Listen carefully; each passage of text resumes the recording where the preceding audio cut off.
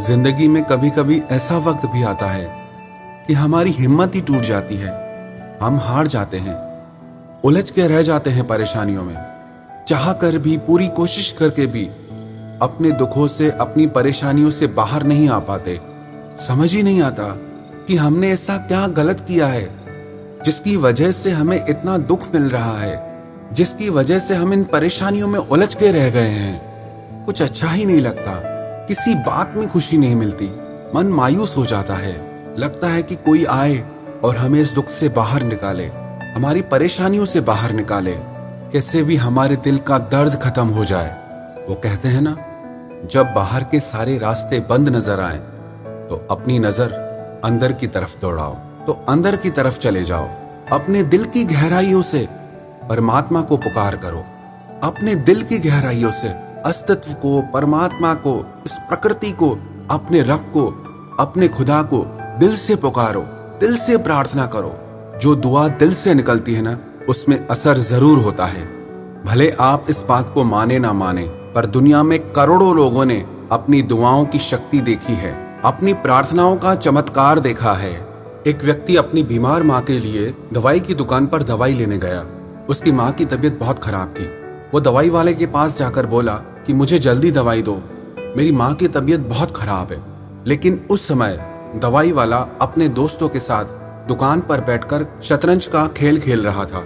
वो उस खेल में इतना मगन था कि इसके दवाई मांगने पर दवाई वाले को गुस्सा आ गया कि कौन आ गया है बीच में मुझे तंग करने। उसने गुस्से गुस्से में जो दवाई हाथ में आई उस व्यक्ति को पकड़ा दी। थोड़ी ही देर में उस दवाई वाले का शतरंज का खेल खत्म हो गया।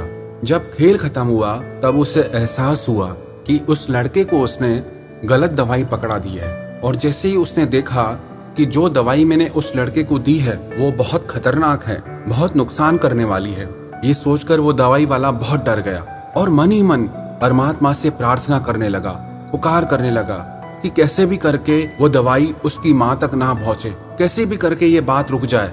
वो अपने सारे काम छोड़कर प्रार्थना में बैठ गया और परमात्मा से कहने लगा कि मेरी इस गलती की सजा उसकी माँ को ना मिले। जब उसके दिल से ऐसी सच्ची पुकार निकली, उसका ऐसा असर हुआ कि जैसे ही वो लड़का अपने घर पहुंचने वाला था तो घर की सीढ़ी पे पैर रखते ही वो दवाई की बोतल उसके हाथ से छूटकर जमीन पर गिरकर टूट गई। अब वो लड़का वापस उस दवाई वाले के पास आया और उससे आकर वापस दवाई मांगने लगा कि मेरे हाथ से वो दवाई की बोतल छूट गई है, आप मुझे दूसरी दवाई दो। उसकी ये बात सुनकर वो दवाई वाला हैरान हो गया कि परमात्मा कैसे रक्षा करते हैं, कैसे हमारी प्रार्थना को सुनते हैं। फिर उस दवाई वाले ने उसे सही दवाई देकर कहा कि मुझे इसके पैसे नहीं चाहिए, आप ये दवाई अपनी माताजी को पिलाइए, वो जरूर स्वस्थ हो जाएंगी। जहाँ पर इंसान को ये लगता है ना कि मेरी ताकत नहीं चलेगी, अब मेरे बस की बात नहीं, जहाँ ये लगता है कि अब मैं कुछ कर नहीं सकता, फंस गया हूँ। कहते हैं ना, जो बात दवा से बन न सके वो बात दुआ से होती है। कई बार जो बात हमारी ताकत से नहीं हो पाती, हमारी दुआओं से हो जाती है, हमारी प्रार्थनाओं से हो जाती है।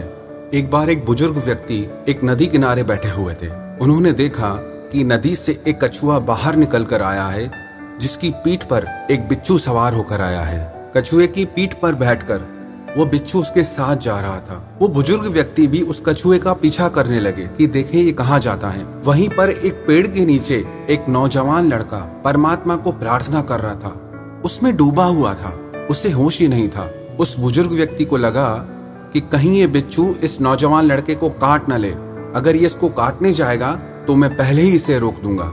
लेकिन वहां पे पास में एक काला सांप बैठा था जो उस नौजवान लड़के को डसने के लिए बैठा था।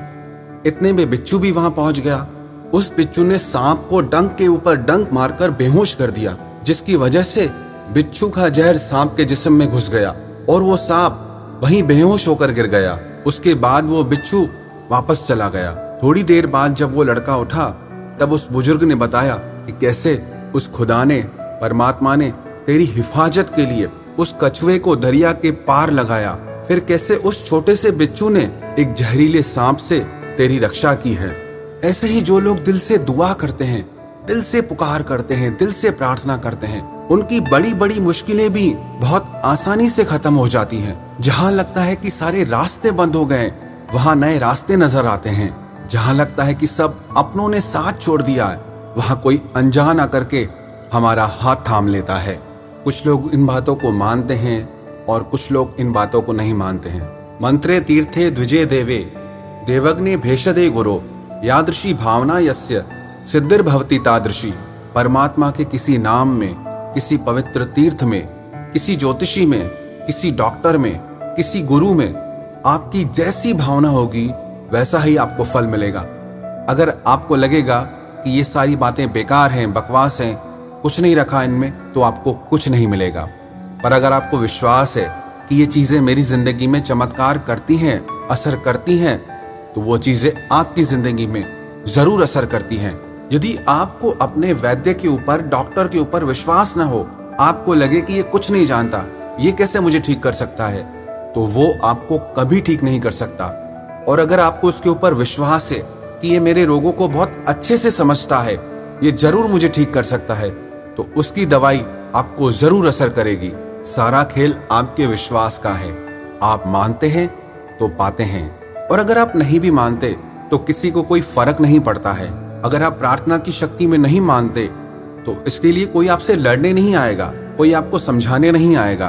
पर मैं इतना जरूर कहना चाहूंगा कि दुनिया में करोड़ों लोग जो दुआएं करते हैं, प्रेयर्स करते हैं, प्रार्थना करते हैं, अरदास करते हैं, उन लोगों ने जो पाया है, जो जाना है, वो झूठ नहीं है।